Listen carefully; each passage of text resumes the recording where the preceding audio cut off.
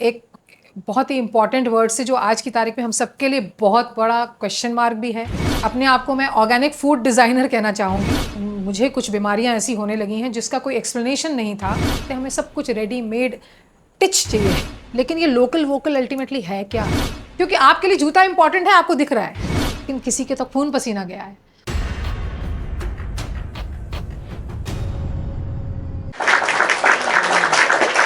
मैं empower talks की बहुत शुक्रगुजार हूँ कि उन्होंने यहाँ मुझे अपनी कुछ बात रखने का मौका दिया है। मेरा नाम डॉक्टर स्वाति छाजेड़ है। मैं एक वेटनरी पैथोलॉजिस्ट हूँ और मेरे हस्बैंड आर्मी में हैं। मैं आज जहाँ तक पहुँची हूँ, जो भी कार्य कर रही हूँ, इसका पूरा श्रेय मैं अपने परिवार को ही देना चाहूँगी। बस ये है कि इसकी शुरुआत हुई थी एक बहुत ही इम्पॉर्टेंट वर्ड से जो आज की तारीख में हम सबके लिए बहुत बड़ा क्वेश्चन मार्क भी है, बहुत महत्वपूर्ण भी है, और वो है हेल्थ, हमारा स्वास्थ्य। और एक खोज थी, उस खोज ने मुझे धीरे धीरे धीरे करके यहाँ तक पहुँचा दिया है कि मैं आज ऑर्गेनिक फार्मिंग में काफ़ी हद तक घुस गई हूँ और अपने आप को मैं ऑर्गेनिक फूड डिज़ाइनर कहना चाहूँगी।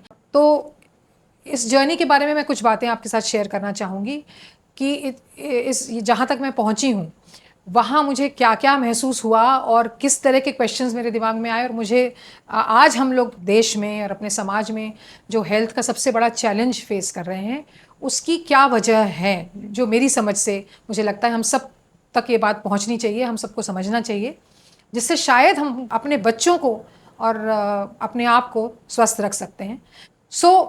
हेल्थ की जब बात हुई और जो मुझे समझ में आया कि मुझे कुछ बीमारियां ऐसी होने लगी हैं जिसका कोई एक्सप्लेनेशन नहीं था, तो उसके बारे में जब मैंने एक्सप्लोर करना चालू किया तो मुझे वो जो जर्नी थी, एक्सप्लोरेटरी जर्नी, उसने मुझे मेरे खाने तक पहुंचाया कि मैं क्या खा रही हूँ, मेरी प्लेट में या अपने परिवारजनों को क्या परोस रही हूँ। मुझे तो ऐसा लगता था कि मैं जो भी खा रही हूँ या खिला रही हूँ बहुत हेल्दी है, मैं अपने आप को काफ़ी अवेयर समझती थी। लेकिन जब मैंने और गहराई में जाके देखने की कोशिश की तो मेरी खोज मुझे एक किसान तक ले गई, और जब किसान तक मैं पहुंची तो फिर खेती के तरीक़ों पे गई, और जब खेती के तरीक़ों पे गई तो सीधा मिट्टी से कनेक्ट हो गई, और जब मिट्टी से जुड़ गई तब समझ में आया कि हमने कहाँ कहाँ गलतियाँ की हैं और उन गलतियों का हम कितना हैवी प्राइस पे कर रहे हैं। जनरेशन्स हमारी बहुत हैवी प्राइस पे कर रही हैं। तो इसलिए फिर मैं ऑर्गेनिक फार्मिंग में घुसी। तो कुल मिला के हुआ ये कि इस पूरे जर्नी से मेरे को 3 चीज़ें समझ में आई। एक तो बात ये रही कि हम लोग जो कंज्यूमर्स अपने आप को कहते हैं, हमारा किसान से कनेक्ट टोटली हट गया है। हम सीधे स्टोर्स में जाते हैं, सुपरमार्केट में जाते हैं, पैकेट उठाते हैं, घर पहुंच जाते हैं, और हमें 1 मिनट को भी ये दिमाग में नहीं आता कि ये चीज़ आखिर वो सुपरमार्केट में पहुंची कैसे, उस पैकेट में जो चीज़ें पहुंची वो कैसे आई हैं, कहाँ से आ रही हैं, बिल्कुल नहीं सोचते। हम आटा ब्रांड का खरीद लेते हैं, रोटी बन जाती है, ब्रांडेड चने और वटेवर दालें वाले अनाज सब ब्रांडेड खरीदते हैं, खाना पका के टेबल पे आ जाता है। लेकिन ये कभी हमारे दिमाग में नहीं आता कि अल्टीमेटली वहाँ वो कैसे आ रहा है। तो जब आप भी बैकवर्ड जर्नी चालू करेंगे तो आप भी आखिर किसान और खेत तक पहुँचेंगे, और जब आप किसान और खेत तक पहुँचेंगे तो आप समझ पाएंगे कि वहीं से गड़बड़ियाँ चालू हुई हैं, और उसके जिम्मेदार हम सभी हैं, क्योंकि हमने सुपरमार्केट से शॉपिंग करना चूज़ किया, क्योंकि हम किसी प्रकार का बॉदरेशन अपने पर लेना नहीं चाहते। हमें सब कुछ रेडीमेड टिच चाहिए, जिसको कह सकते हैं टिच चाहिए। उसी चक्कर में ये सारी जो प्लेयर्स बीच में आ गए, सारे सुपरमार्केट्स और कंज्यूमरिज्म और कमर्शलाइजेशन और ये सब चीज़ों के कारण अल्टीमेटली आज हमें पैकेट में जो चीज़ें मिल रही हैं देखने में खूबसूरत हैं, लेकिन उसके अंदर की न्यूट्रिटिव वैल्यूज़ गायब हो चुकी हैं। और न्यूट्रिटिव वैल्यू तो फिर छोड़ दीजिए, उसके अंदर बहुत सारे केमिकल्स आ चुके हैं जो हम सबको शनै शनै शनै शनै करके बीमार कर रहे हैं, और हमारे बच्चों को तो बहुत ज़्यादा, क्योंकि ये ऑलरेडी डिक्लेयर्ड है, WHO ने डिक्लेयर कर दिया है कि आने वाली जनरेशन्स अब प्रीवियस जनरेशन्स से पहले ख़त्म हो जाएंगी, which is very sad and very scary. So ये बात को थोड़ा सा आप बैठ के समझिए या अपने आप से पूछिए क्वेश्चन। आप छुट्टियां मनाने किसी रिसोर्ट में चले जाते हैं या किसी होटल में चले जाते हैं, एक बार किसी संडे को ड्राइव करके अपने शहर के आसपास के गांव में घुसिए, खेतों में जाइए, और फिर किसान से बात कीजिए और उससे पूछिए कि वो कैसे उगा रहा है, जो कुछ भी उगा रहा है, जो आप अल्टीमेटली आपके प्लेट तक पहुंच रहा है, कहीं ना कहीं से तो पहुंच ही रहा है। तो वो कितना केमिकल डाल रहा है, क्या स्प्रे कर रहा है, मिट्टी की क्या स्थिति है, उस किसान की क्या स्थिति है, वो आपको सब समझ में आएगा। दूसरा जो पॉइंट जो मुझे समझ में आया वो ये कि ये जो लोकल एंड वोकल जो बातें होती है, लोकल वोकल ये दो अंग्रेजी के शब्द हैं, लेकिन ये लोकल वोकल अल्टीमेटली है क्या? आप जब भी किसी भी लोकल मार्केट से सामान खरीदते हैं, लोकल मार्केट यानी कोई लोकल किसी ने बनाया हुआ है, तो आपका जो भी पैसा है वो उस व्यक्ति को डायरेक्ट पहुंच रहा है, या अगर डायरेक्ट नहीं भी पहुंच रहा, किसी के थ्रू पहुंच रहा है, लेकिन फिर भी एक अच्छा चंक उस तक पहुंच रहा है और आपको फ्रेश चीज़ मिल रही है। लेकिन जब आप एक सुपरमार्केट से या किसी ब्रांड से सामान खरीद रहे हैं, तब वो जो भी पैसा आपने पे किया उसमें से बहुत छोटा चंक शायद उस व्यक्ति तक जाएगा जो एक्चुअली उसको ग्रो कर रहा है या बना रहा है। सो आप अपने आप से ये प्रश्न पूछिए कि एक हमको अगर कोई फ्रेश चीज़ मिल रही है और ऐसी चीज़ मिल रही है जिससे हम किसी ऐसे व्यक्ति को जो जेन्युइन है उसको एम्पावर कर पा रहे हैं, इज़न्ट दैट बेटर कि आपका पैसा ऐसी जगह जाए जहाँ से आपके आसपास की इकोनॉमी, लोकल इकोनॉमी या विलेज इकोनॉमी को बूस्ट मिले। जब आप ये इसके बारे में भी सोचना चालू करेंगे, तब भी शायद आप ऐसे स्टोर्स ढूंढेंगे जो कि ब्रांड्स नहीं हैं। आप ऐसे स्टोर्स ढूंढेंगे जो कि लोकल लोगों को प्रमोट कर रहे हैं और आपको वहाँ पे कुछ अच्छी फ्रेश चीज़ें मिल रही हैं। और तीसरा पॉइंट मैं आपसे शेयर करना चाह रही हूँ वो है ऑर्गेनिक। अब ये ऑर्गेनिक वर्ड आजकल एक यूँ कह लीजिए मार्केटिंग वर्ड हो गया है। हर किसी भी चीज़ को मार्केट करना है तो उसमें ऑर्गेनिक लगा दीजिए, कि बहुत सारे लोग बोलते हैं कि ऑर्गेनिक के नाम पे कुछ भी बेच देते हैं। येस, आई एग्री, पर क्यों बेच पा रहे हैं आपको वो ऑर्गेनिक के नाम पे कुछ भी? क्योंकि आपने कभी एक्सप्लोर नहीं किया ना कि सच में ऑर्गेनिक होता क्या है। कभी जानने की कोशिश की आपने? क्या आपने ये जानने की कोशिश की कि आपके शहर में आसपास क्या कोई ऑर्गेनिक फार्मिंग कर रहा है, ऑर्गेनिक खेती होती क्या है, और उसके फ़ायदे, उसके नुकसान, और जो नॉर्मल खेती हो रही है वो कैसे हो रही है और उसके फ़ायदे और नुकसान। बट आई पर्सनली फील कि अगर मुझे एक जूता खरीदना है तो मैं जूते की शॉप पे जाके उसको अपने पैर में डाल के पहन के देखूंगी ना, तो जूता है जो मेरे पैर में रहेगा। पर जो एक्चुअली मेरे अंदर जाएगा, जिस शरीर पे मुझे जूता पहनना है, उसको चलाने वाला जो शरीर है, उसको चलने के लिए या उसको प्रॉपर फंक्शन करने के लिए जो चीज़ है, उसके बारे में आपने कभी सोचा, उसको एक्सप्लोर करने की कोशिश की कि वो कहाँ से आ रहा है, उसका सोर्स क्या है? Did you try to find this out? क्योंकि आपके लिए जूता इंपॉर्टेंट है, आपको दिख रहा है, लेकिन आपके लिए वो ग्रेन या वो खाना वो इतना महत्वपूर्ण नहीं है, क्योंकि आपको तो सिर्फ टेस्ट चाहिए और आपको रेडीमेड जो मिल जाए वो आपके लिए सबसे अच्छा। तो कोई भी चीज़ अगर बहुत आराम से मिल रही है ना, तो उसको बहुत एक बार साथ उसके बारे में सोचिए कि इतनी आराम से जो चीज़ यहाँ तक पहुँच रही है, जो महीनों आपके फ्रिज में पड़ी होगी ख़राब नहीं हो रही, जो महीनों आपके शेल्फ में पड़ी है ख़राब नहीं हो रही है, और उसको आप बहुत मज़े से बिना डर के, बिना क्वेश्चन के अपने बच्चों को खिला रहे हैं, अपने गेस्ट को खिला रहे हैं, अपने परिवार को खिला रहे हैं। थोड़ा सोचिए, क्या ये पॉसिबल है? उसमें कुछ तो ऐसा डला होगा कि जो इतने दिनों तक चल रहा है और ख़राब भी नहीं हो रहा है। तो एक ट्रिप, अपने एक वीकेंड की एक ट्रिप ऐसी बनाइए कि आप एक्चुअली खेतों में जाएं और जाके किसानों से बात करें, समझें फार्मिंग है क्या।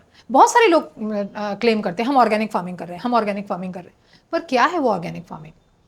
बेसिकली जो मिट्टी है, आपके पास आपके खाने में जो भी पोषण है वो मिट्टी से आता है। अगर वो उस मिट्टी में वो पोषण नहीं है तो आप तक पहुंच ही नहीं सकता। और आप आज की तारीख में कोई भी मिट्टी उठा के चेक कर लीजिए, आपको समझ में आ जाएगा कि उस मिट्टी में बायोमास, लाइफ नाम की कोई चीज़ नहीं है, डेड मिट्टी है सारी की सारी। जहाँ जहाँ खेती हो रही है, जिसमें यूरिया पड़ रहा है, डीएपी पड़ रहा है, पेस्टिसाइड्स पड़ रहे हैं, वो मिट्टी डेड हो चुकी है, उसमें बैक्टीरिया या बायोमास बिल्कुल नहीं है। और ऑर्गेनिक फार्मिंग वही है जो ऐसी मिट्टी में हो रही हो जहाँ पे आप जो उस मिट्टी को उठाएं तो हाथ में उठाते तो उसमें नमी रहती है, आपको उसकी खुशबू अलग आती है, और उसको आप चेक करवाओ तो आपको पता चले कि उसमें लाखों करोड़ों बैक्टीरिया मौजूद हैं, जिससे हमको बहुत सारे न्यूट्रिटिव चीज़ें हमको मिलती हैं, जैसे जो विटामिन्स हैं या मिनरल्स हैं जो हमें चाहिए। और किसान जो है परेशान हो चुका है उस डेड मिट्टी को पानी डाल डाल के खेती करके, क्योंकि उसमें कुछ बचा ही नहीं है अब। तो हर साल उसको और ज़्यादा केमिकल डालना पड़ता है उस मिट्टी में से कुछ उपज लेने के लिए। आप अपने बच्चों को लेके जाइए, और ये आपके लिए भी एक आई ओपनिंग ट्रिप होगी, जब आपको पता चलेगा कि एक्चुअली आपके प्लेट में जो आ रहा है वो किस प्रकार का भोजन है और क्या वो वाकई खाने लायक है। और हर ऑर्गेनिक फार्मर जो है, क्या वो वाकई ऑर्गेनिक फार्मिंग कर रहा है, और जो कर रहा है जेन्युइनली उसके प्रोडक्ट्स में और बाकी प्रोडक्ट्स में आपको डिफरेंस बिल्कुल समझ में आ जाएगा। तो धीरे धीरे हमारी सोसाइटी में बदलाव आना चालू होगा, ऐसी पूरी उम्मीद है मुझे। मैं एक स्टोर कम कैफ़े चलाती हूँ जबलपुर शहर में, जिसका नाम है संकल्प ऑर्गेनिक स्टोर कम कैफ़े। एक कंसेप्ट है ये, एक कंसेप्ट ऐसा जहाँ पर आप खड़े होके सारे चीज़ें देख सकते हैं, ले सकते हैं, जहाँ पे जो कि एक हेल्दी जीवन के लिए ज़रूरी है। आपके शरीर को स्वस्थ बनाने के लिए जो चीज़ें आपको कंज्यूम करना चाहिए, वो सारी चीज़ें आपको एक छत के नीचे मिल रही हैं, और वो डायरेक्ट किसानों से वहाँ तक पहुँच रही हैं।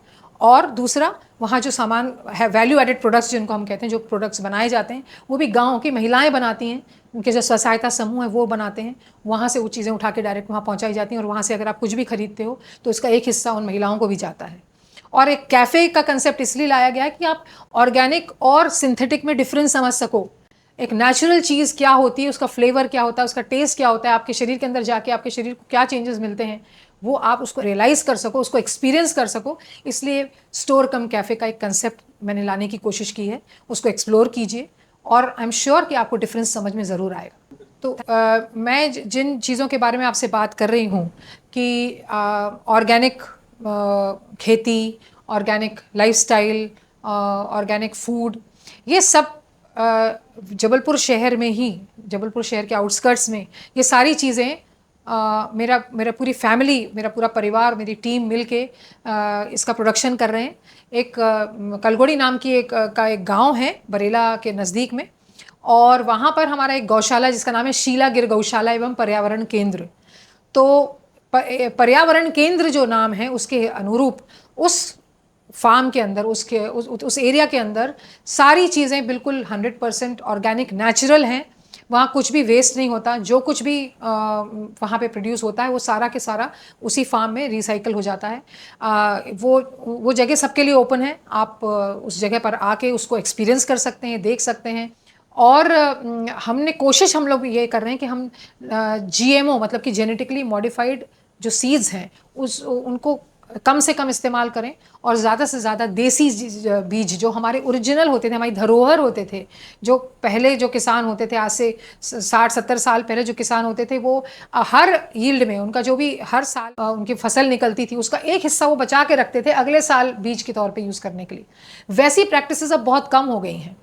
गेहूं वगैरह में फिर भी होती होंगी, लेकिन सब्जियों में तो ऑलमोस्ट ख़त्म हो चुकी हैं, क्योंकि सब्जियों के हर सीड हाइब्रिड हो चुका है।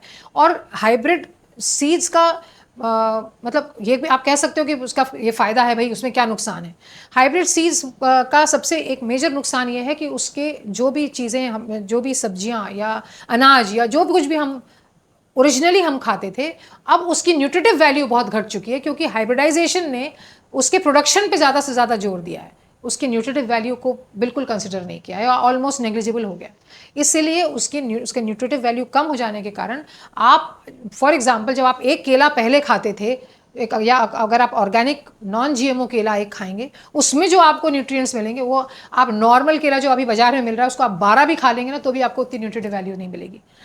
ये सबसे बड़ा डिफरेंस है एक ऑर्गेनिक फार्मिंग में और नॉर्मल फार्मिंग में या ट्रेडिशनल फार्मिंग में। और ये चीज़ आप एक्सपीरियंस कर सकते हैं शीलागिर गौशाला एवं पर्यावरण केंद्र के खेतों में आकर, उस जगह पर आकर उसको आप फर्स्ट हैंड एक्सपीरियंस कर सकते हैं।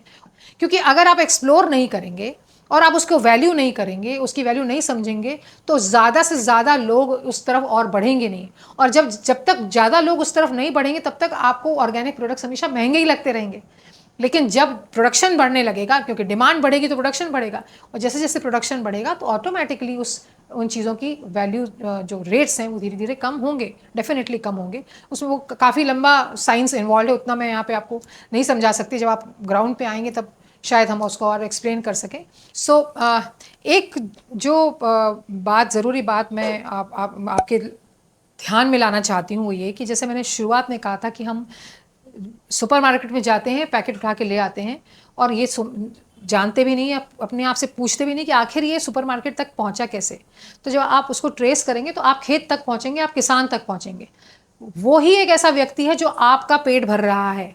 अगर कल किसानों ने डिसाइड कर लिया कि हम खेती नहीं करेंगे, तो आप ये इमेजिन कीजिए कि हमारी क्या हालत होगी। सो आपको जो समझने वाली बात है वो ये है कि you need to respect farmers, you need to understand कि वो जो प्रोड्यूसर्स हैं, जो एक्चुअली अपने खून पसीना एक करके वहाँ से पौधा उगा रहे हैं, आपके लिए उपज लेके आ रहे हैं, उनको आपको रिस्पेक्ट करना ज़रूरी है। और उसको रिस्पेक्ट करने का दो तरीके हैं। पहले तो आप ये जो बार्गेनिंग है उस वाले माइंडसेट से बाहर आइए। दूसरा, फूड वेस्टिंग बंद कीजिए।